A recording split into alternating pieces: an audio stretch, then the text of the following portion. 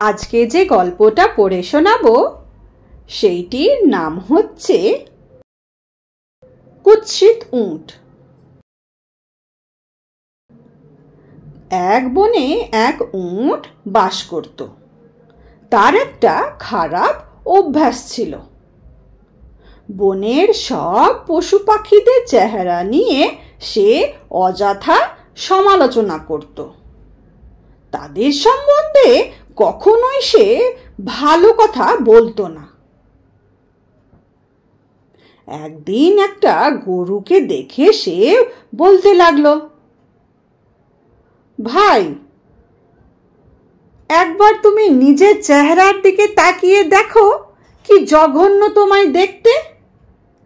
আমি যখন তোমার শরীরের হাড়গুলি দেখি তখন কি মনে হয় জানো?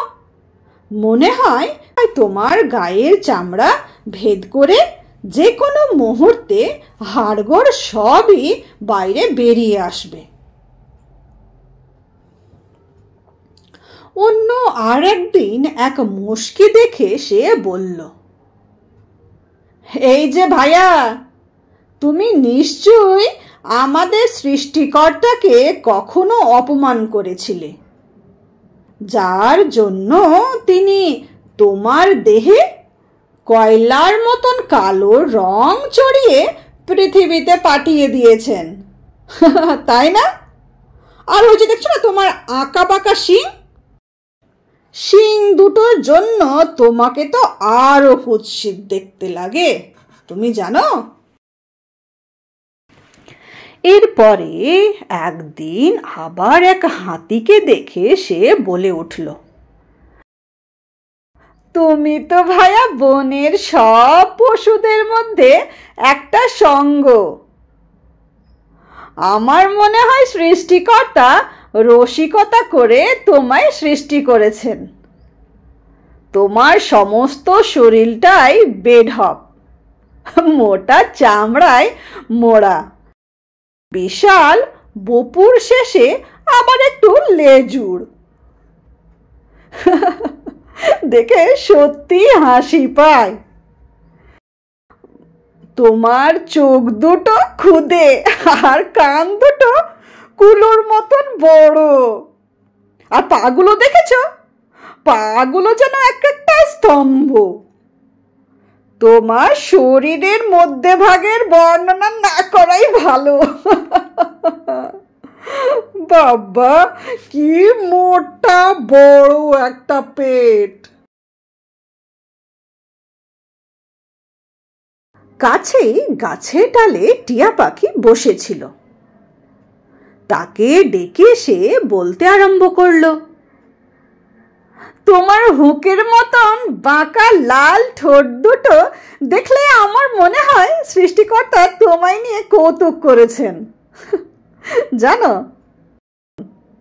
তোমার ঠোঁটটা যেন কেমন হুকের মতন। এইভাবে যখন তখন উট সব পশু পাখিদের ব্যঙ্গ, বিদ্রূপ ও অবজ্ঞ করত, কিন্তু কেউই প্রতিবাদ করত না। একদিন উটের সঙ্গে এক কাঠখোট্টা স্পষ্টবাদী শিয়ালের দেখা হলো। সে সুযোগ বুঝে উটকে বলল, এই যে ভাইয়া উট, তুমি সবার চেহারার বিরূপ মন্তব্য করো। এই মন্তব্য করা খারাপ অভ্যাসটা এবার ছেড়ে দাও দেখি।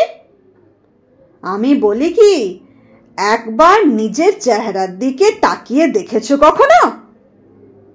তোমার এই লম্বা মুখ, পাথরের মতন ঘোলাটে চোখ, হলদে এবং নোংরা দাঁত, আর শুকনো কাঠের মতন লম্বা পা।